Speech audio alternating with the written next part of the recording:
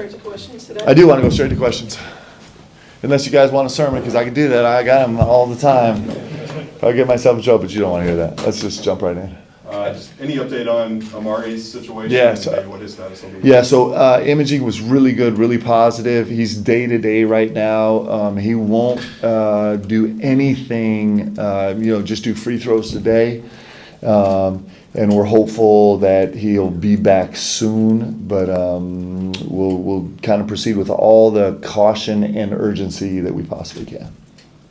Is there anything you learned from the two scrimmages that maybe you didn't know about your team?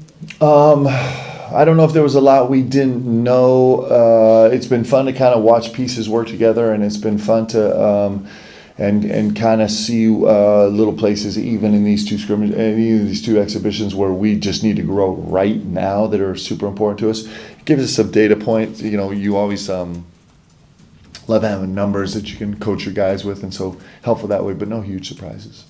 I was going to touch on that, Mark. Is this team fun? Like, is it fun for you? It seemed like it was fun for the fans in those two exhibitions. Like, are you guys having fun so far? Yeah, I think this is coaching these guys is our locker room's a good place, right? And we have guys that are like we talked about, that are humble and curious and want to be good and want to get better and we're going to absorb a bunch of frustration for sure and take some shots to the face from time to time, but I think it's a good group, and I think it's a group that has some resilience.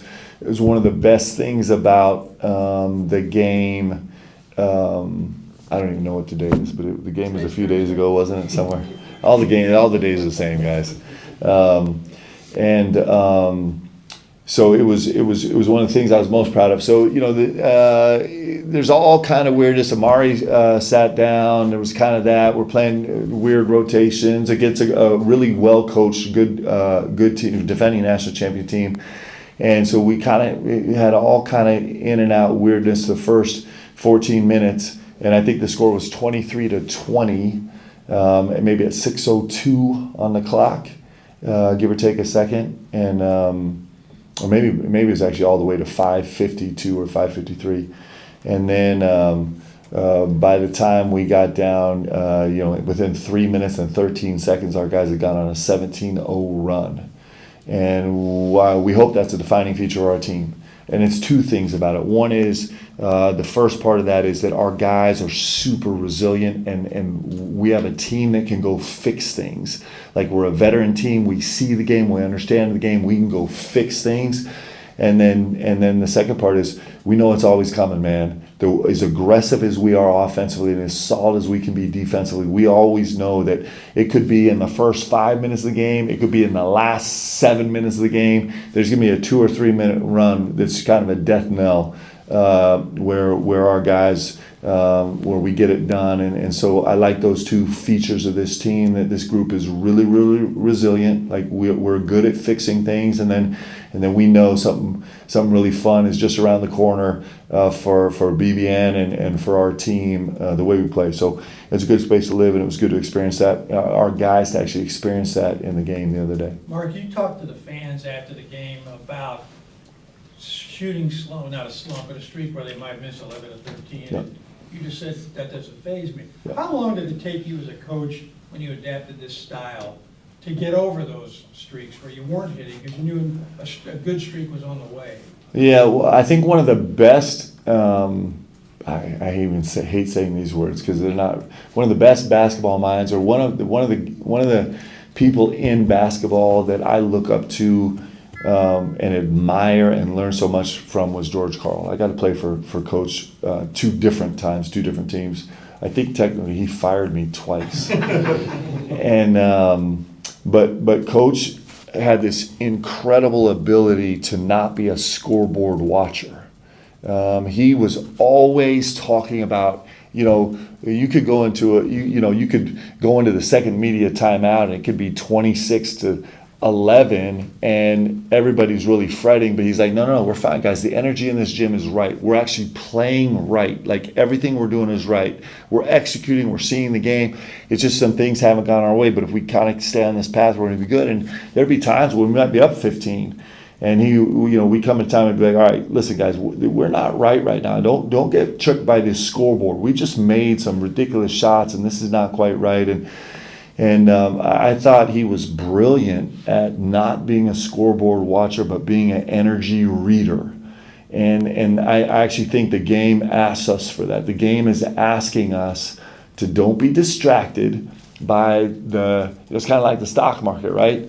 If you're an incredibly wise investor, as I am, which is not true, then you know that you're long term, you're ready to roll with some of the blips that happen in the stock market. But over the tenure, you're kind of watching trends, and that's how we try and act with our team. That's really hard to do because it's emotional and it's intense, and BBN is we're all going to fret together, but it works, and our guys feel it. And that's this idea of like knowing, hey, the energy's right in this building. We're going to fix some things, and then there's going to be a big time run coming, and let's go be prepared to enjoy it and catch it. Mark, interacting with fans after the game, is that something you've always had your teams do? Is that something you just decided to do here, and you're going to do it all year? I think it's really important, especially here, right?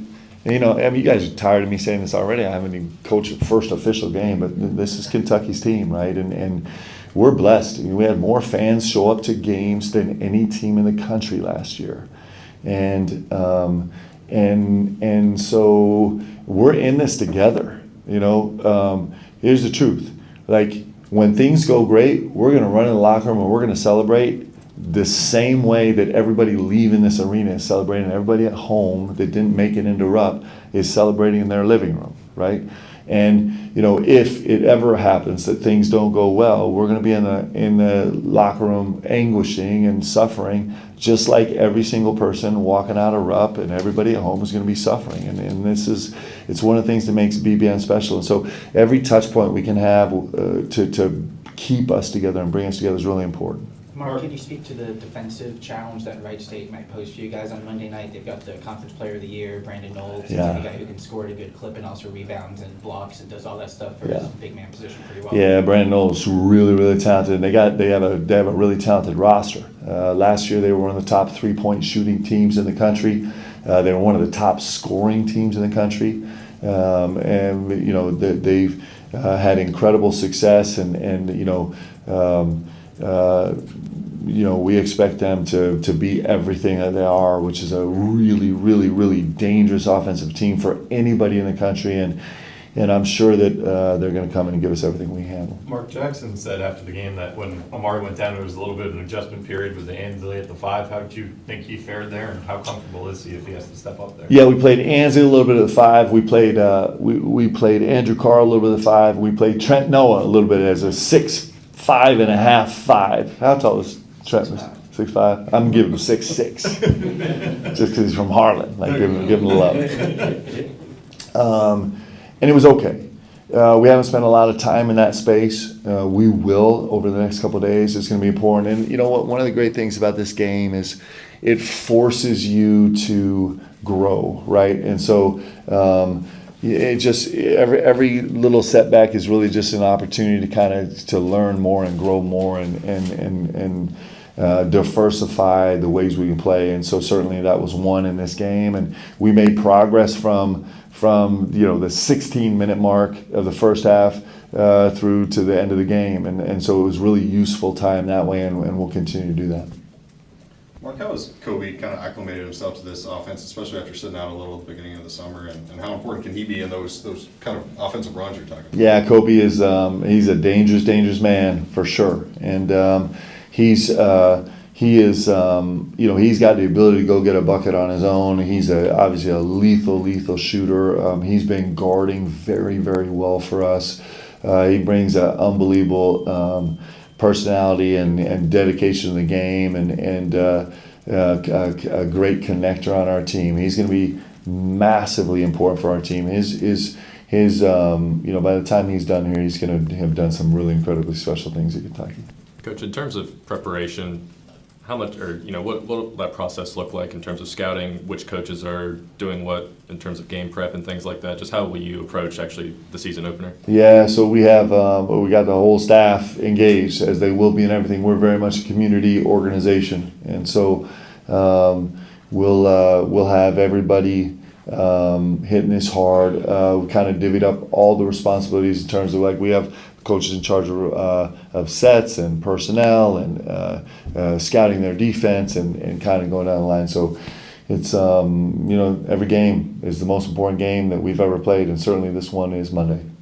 Brandon's got a lot of talent. Obviously, you can see it, a lot of raw talent. He's got a quick trigger. I mean, me and Brian Milo were laughing in that first exhibition. See, he was quick on those couple mid-range. Oh, he's going to shoot it. He missed them, and he pulled it, and then he pulled that three. So what does it look like for him? Obviously, he's developing. Well, what I loved about Brandon, Brandon fatigued pretty early in the game, and he barely made it down the court. But when that ball hit his hands at the top of the key, he was like, "I'm firing this one away." He looked fresh as a daisy. It was beautiful.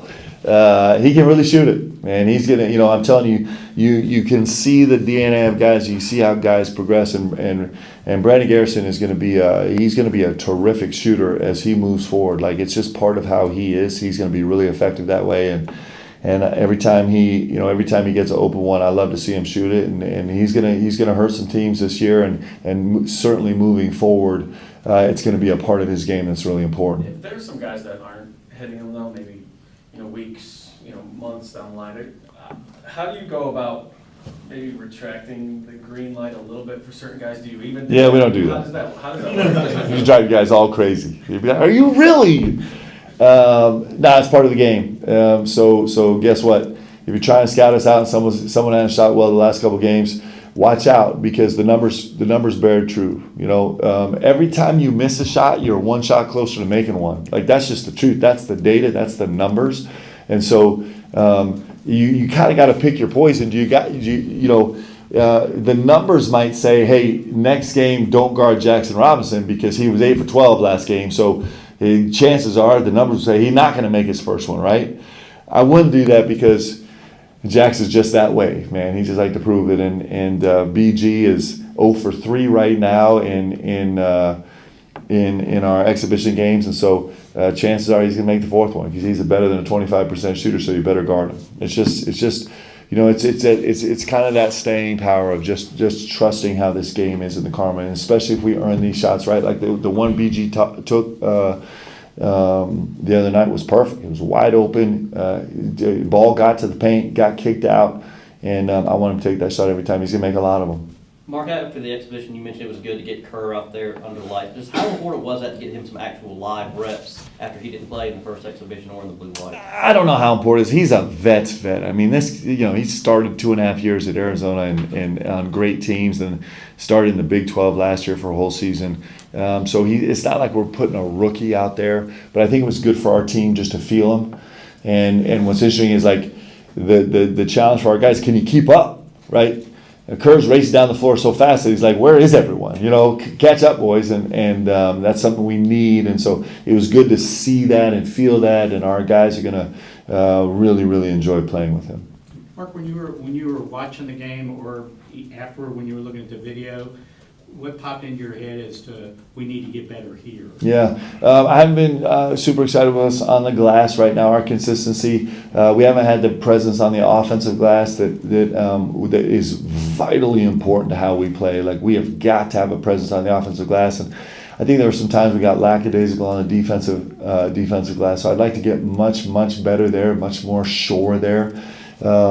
This Minnesota State team is a terrific shooting team. Both teams are really good shooting teams. I felt like there were some times where we were, we talk about early help, early recovery all the time. The early help is to get to the early recovery, and a lot of times we were actually recovering to the gap instead of recovering to the shooter.